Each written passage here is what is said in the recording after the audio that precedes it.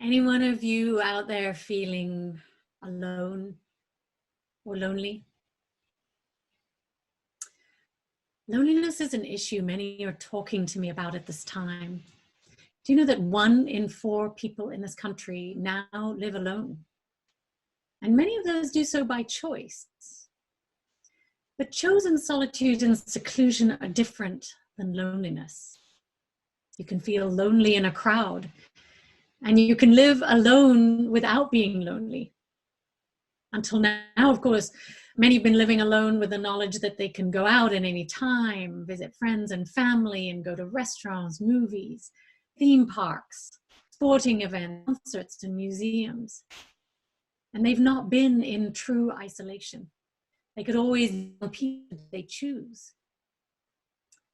Times have changed. For introverts, it's perhaps not the worst thing, but for those who like company, extroverts who crave touch and interaction and connect with other humans, it can be painful and simply lonely right now. And for those who've undergone any kind of loss, it's particularly hard right now. When you long for human contact and you just can't get it, it's normal to be irritated, angry, sad, or even depressed, especially when this goes on day after day without a clear end. In fact, loneliness was a major problem in America before safer at home became our new way of living. And though many may feel shame around it or scared of being needy, loneliness is a common, often unrecognized part of life for many. It's the source of much of our depression, of our addictions, and anxiety. And it's unfortunately also a big health concern. Medical research is now showing that it's linked to such killers as disease, strokes, and Alzheimer's. And it can actually be as bad for your health as obesity, or not to add another worry to your list. In fact, in the UK a few years ago, they launched a new government department called the Ministry of Loneliness, specifically to deal with the epidemic of loneliness facing millions of people. Doctors are encouraged to identify and refer patients to treatments devised by the special government ministry to help address loneliness. And most of the solutions involve gathering in groups, getting people connected, and helping them find meaning and purpose. In fact, it's many of the same things we do right here at Chalice. Today, I thought we'd hear from someone in our community who is gregarious, but living alone, to find out how he's dealing with loneliness. And then I'll come back and share some of my spiritual perspective on this problem. Derek?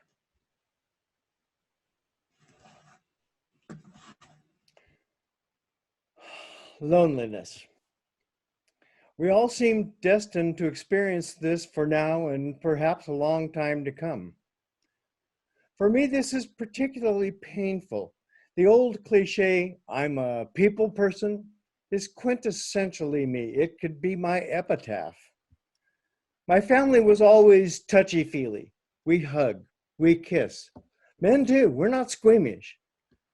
My mother once remarked on this. She said, "Yes, we're just a bunch of mush pots. We cry at movies, weddings, sometimes just when seeing each other after a long absence." It's an important reason why this church first called to me. I was living alone, and suddenly there were all these kind, thoughtful, loving people I could claim as my own dear extended family to meet each week and warmly embrace. And then, almost in a flash, it was gone.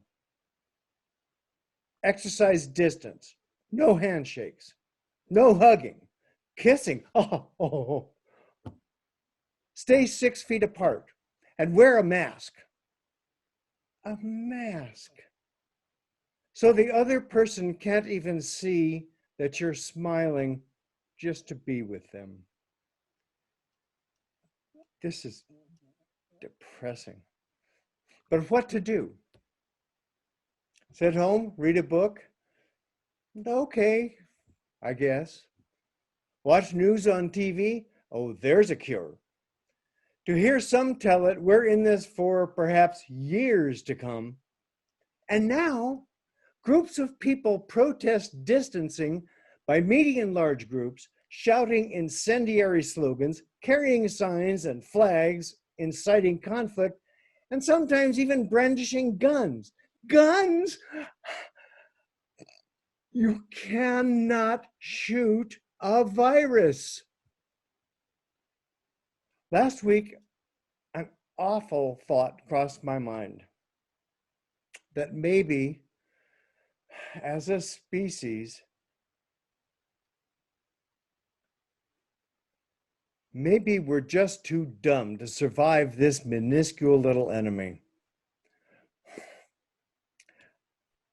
I know in my heart that this is wrong, this feeling of hopelessness, that all is doomed. It's wrong because it robs me of motivation to work at making things better. And it's wrong simply because it's factually incorrect. If there's one thing you can say about Homo sapiens, it's that we are survivors. 12,000 years ago, after literally millennia of frozen suffering, we emerged from our caves wearing only animal skins. And they weren't minks by Oscar de la Renta. And there are ways to cope. My beloved church family meets by Zoom online. We're doing it right now. My biological family has taken the same route. We connect each Saturday morning at 11 o'clock. I call friends more than I used to, and should have. I read. I keep up with current events and try not to let the news get me down. If I could, I would dress in full PPE and I'd go out to volunteer, but I'm among the most vulnerable. So instead, I stay home and make face masks for friends. Despite the very real challenges we face, there is actual good news. Millions of doctors and nurses, caregivers, food workers, people of all walks are striving despite their own discouragement, fear, and despair to carry on and give life to others. Neighbors go food shopping for elderly neighbors. Friends call friends just to check in and say hi. What they're really saying is, I love you and I'm here for you. I still get discouraged and sometimes think the worst. We all do. But I refuse to give up. I refuse. Don't you? Don't. We will get through this as we always have. And someday, we'll all put our arms around each other and say, thank God I still have you. Blessed be.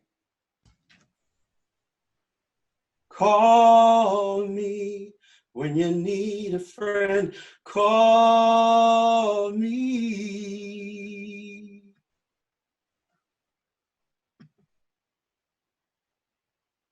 Thank you so much, Derek, for your sharing and your insight. Loneliness is something I too know well. I've wrestled with it often in life. For whatever reason, I've always had a sense of being profoundly alone in this world. And I'm not sure exactly what that's about, but I remember vividly only one poem that I wrote during middle school. It was this haiku I've never forgotten. Alone without love or care, blank dismal faces stare, whitewashed loneliness. Wow, what a happy, carefree child I was, huh? But that's how I often felt growing up. As many of you have shared your struggles with loneliness with me, my heart has swelled with empathy and understanding. It's hard. I get it. And though we may gain comfort from being in community or families and having friends, healing loneliness is often not as simple as that. Loneliness is actually a symptom of a deeper issue. And from a spiritual perspective, feeling alone or separate is our original wound. We begin our lives deeply connected to another human being, growing within our mother's womb. We're tied to her bloodstream and her food supply. We're bathed in a safe cocoon as we evolve, surrounded by her heartbeat for 9 months. And then we emerge from that cocoon of connection, that complete dependence on and bond with another being. And we emerge often into cold hospital rooms and are snatched from our mothers, our lifeline. And we're prodded and we're pricked and tested and bright lights are shone onto us. And we enter into a world that is often cold and clinical, in which minds are valued more than hearts, power, money, and efficiency more respected than empathy and interconnection. A world in which our caregivers themselves are often struggling with their own disconnection and isolation. When I taught parenting classes 15 years ago, I taught a methodology called connection parenting. The kind of parenting that focuses on maintaining and deepening the bond between an infant and their parents to help ease their way into this world and to lessen the intensity of separation. The kind of parenting where you don't let your babies cry it out, where you try to intuit and stay deeply connected to the needs of your child. It takes a lot more attention, time, and energy, and it's often difficult with our frantic, demanding culture. But you know that in some indigenous cultures in which they're more closely tied to the earth and what's natural, they literally do not put the baby down for a year after birth.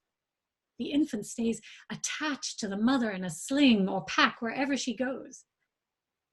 So the sting of separation happens gradually and gently over time. But few of us in the US have the privilege of being able to practice this kind of parenting with our demanding lives. And few of us grow up in an environment where we felt so deeply connected, seen, and attached to our mother from birth on. In fact, that simply wasn't the mainstream thought in the late 20th century. And I think that shows in our society now. That shows in our desperate search for other things to attach to. Our contemporary industrialized society doesn't value attachment and connection. It values doing, efficiency, and achievement. It values power and independence over connectedness and interdependence. It values possessions over attachment, consumerism over relationship. And therein lies the problem, I think. Loneliness is a disease of disconnection. Disconnection from our inner selves, disconnection from the earth, disconnection from each other, disconnection from our source of life, disconnection from our oneness with all that is. It's a disease marking our original break from source, whether that source is our mother, our family, our friends, our community, or our sense of oneness with the universe or the divine. So most of us grow up seeking all kinds of substitutes for that feeling of profound connection. We look for it in other people, but rarely are others able to love us as completely as we need. We look for it by shopping, and we imagine we'll finally feel happy when we have the latest thing that our minds long for. We look to avoid the ache by throwing ourselves deeply into our work. If only we stay busy and achieve, we might feel that we're enough. And we try to fill the void by escaping into Netflix, alcohol, food, or drugs. We run from the emptiness into the arms of a meaningless fling or an overly lavish vacation. We seek to distract or numb through gaming, smartphone apps, and social media. We can't be lonely, surely, if we get 10 likes on our latest Facebook page post, right? Now, I'm not shaming these things. I'm only acknowledging that we all seek ways to alleviate our existential angst, our original wound. We're looking for something to fill that emptiness, to complete us, even temporarily. Now, I don't know about you, but whenever I do some of those temporary filler type of things, I end up feeling hollow. And I think if we're honest with ourselves, most of us know that, don't we? We know in the quiet of our minds that ultimately no amount of social gathering, possessions, activities, or even relationships will heal that original wound within. Nothing external can truly cure the emptiness inside, that sense of disconnection, our original wound of separation from life itself. Except, my friends, reconnecting with life itself. And that is one of the things we're learning in this time. As most of what we escape to falls by the wayside, we're forced to go within and be with ourselves, as well as the gifts of nature. Now, I know it can be mildly annoying to hear someone talk about the gifts of a difficult situation, so I say this gently. But this being forced to quiet down and go within and sit face to face with the void is actually one of the gifts we're being given during this time out of time, these days in which many of our outside pleasures, demands, and activities have been curtailed. So what do we find when we gape boldly into the chasm? Is there anything there? How do we uncover that sense of connection within? How do we overcome loneliness without a drink or a diversion or a distraction? How do we feel whole, whether in a relationship or not, whether living alone or not? It's a question most of psychology and spirituality tries to resolve. And actually, only in the last year or two can I truly say I've begun to get closer to an answer. And I've been trying for a while.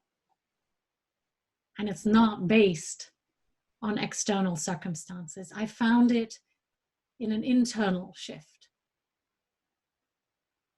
Lao Tzu says in the Tao Te Ching, if you look to others for fulfillment, you will never truly be fulfilled. Ordinary men hate solitude, but the master makes use of it, embracing his aloneness, realizing he is one with the whole universe.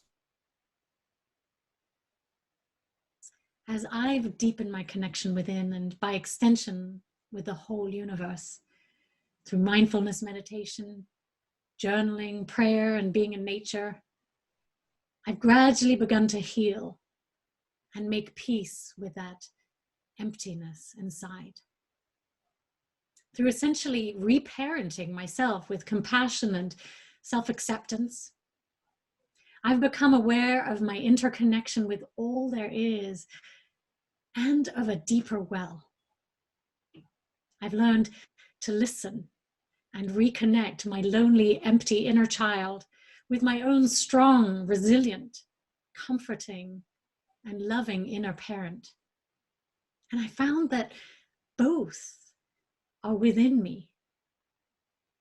And I needed to teach my disconnected, lonely self that I actually can take care of her, that I'm here for her, that she's not alone.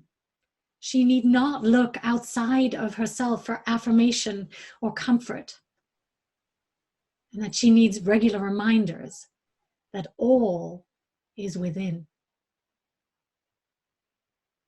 The poetry of Rumi is so comforting for this.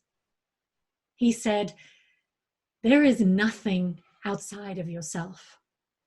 Look within. Everything you want is there." Now, I don't want to make light of this. This is not a quick fix. In my case, it requires daily committed mindfulness and self-compassion practices, almost like a 12-step loneliness program. As Buddhism reminds us, pain and suffering are simply a part of life.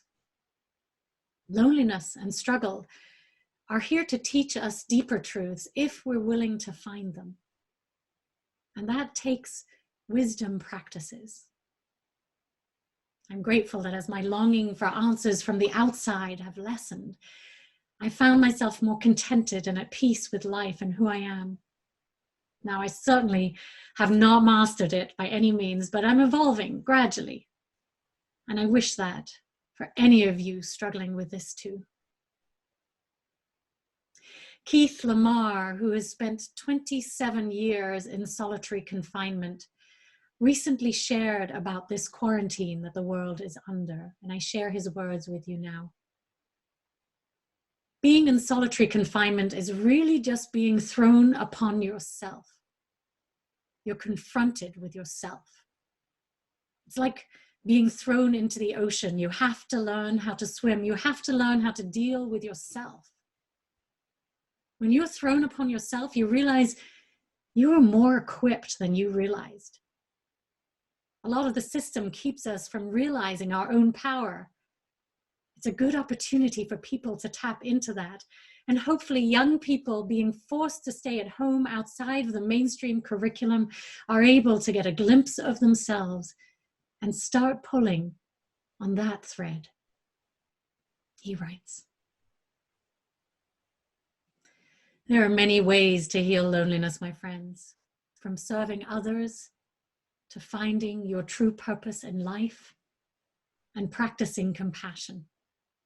We have all the answers we need within if we make space to listen. And like Derek's sharing earlier, each one of you has more wisdom within than you might imagine at this time. Whether you seek to uncover answers to this original wound of disconnection or not, it's a perfect moment to use this time out from the treadmill of life for spiritual growth and learning. I invite you to look into that chasm of loneliness and explore these questions for yourself. But look with tender, loving kindness for your sense of purpose, your key to wholeness, and your connection within. I'm really curious what you'll find. Please drop me an email or call me. I'm here to walk with you. I'm here to listen, to celebrate, and to mourn with you. Call me when you need a friend. Lean on me. And don't forget to lean on each other. Lean on this community. We're here for each other. As Bill Withers said in that marvelous song Michael sang earlier, ain't no shame in needing, no shame in needing love. We all need somebody to lean on. May it be so.